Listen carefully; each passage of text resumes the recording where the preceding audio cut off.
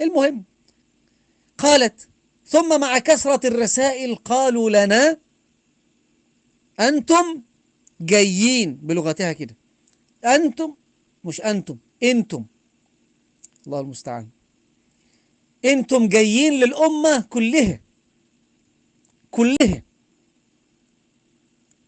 جايين، وستعادون من الجميع، خاصة مشايخ الضلال بتوع التوحيد والسنة.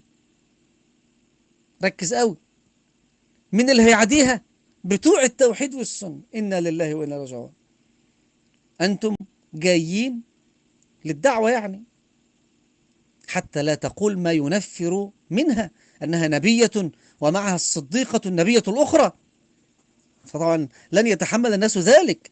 وما بلغني كل هذا إلا لأجل أن بعض النسوة الحمد لله عصمهن الله، ولم يعني يسايرنها في الاستمرار إلى الآن، ولكن عدد قليل جدا بالنسبة لمن يتبعها الآن من النسوة، نسأل الله العافية.